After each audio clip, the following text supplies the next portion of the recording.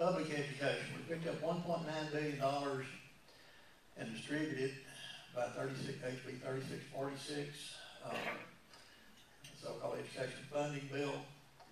What that did was put $120 additional WADA per student. And these slides are not going to be good because I had a little technical trouble, so I'm going to talk a little bit off base here.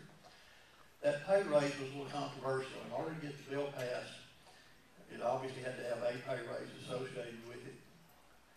The schools didn't want much designation of that pay raise.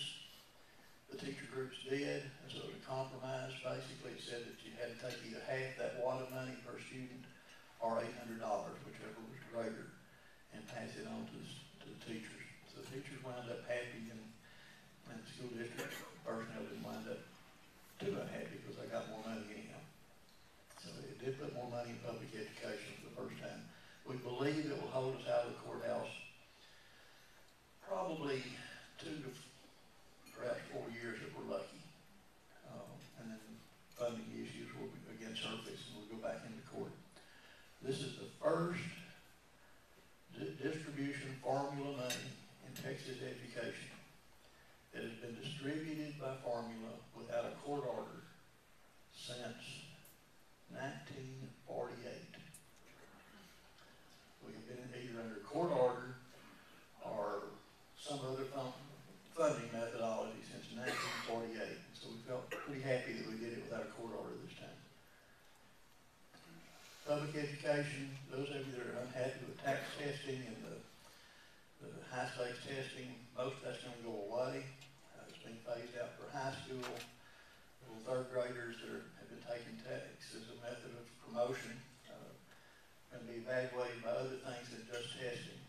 We'll still do a lot of testing, but it won't have life and death consequences for the schools or the kids that it's been having in the past. It felt like that the emphasis on high stakes testing was just overplayed. So we backed off on that some and did some modification.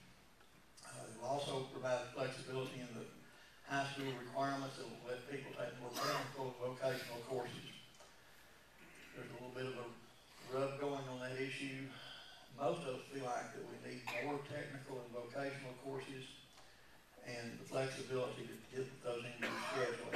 It reached the point where it was just nearly impossible to schedule high school schedules that involves an appropriate amount of flexibility in them. They had so many requirements that it was all required and no flexibility. Eminent domain has been a big issue for the last 2 sessions. You'll have before you this fall a proposed constitutional amendment that says that the state of Texas is going to take land by eminent domain that's got to be for truly public use. The business of taking it, doing an economic project with it, and then passing it off to another private owner is going to stop. It will also require the granting of eminent domain authority to require a 2/3 vote in each house instead of a simple majority vote. For example,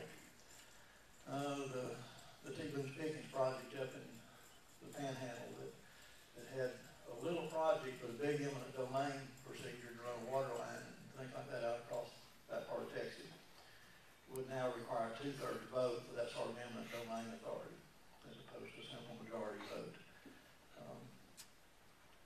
Teacher retirement system, we budget authorized the 13th check, and it increases the state's contribution to the teacher retirement. Whoop, it didn't actually, that slide's an error. It did not increase the contribution to the teacher retirement system. Let's get off of that one. Let me talk to you about teacher retirement system for just a minute.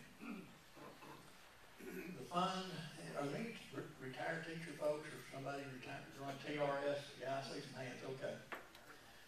We got a dilemma. The fund lost about 23% during this market crash, which isn't as bad as most funds. Most funds lost about 40%. But it is not actuarially sound out to the 31 years.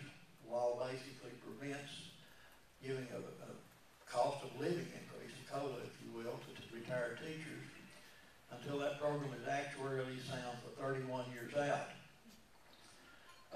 It's presently currently actuarially sound for about 23 or 24 years out, so it's still short, but went backwards because of the decline in the stock market.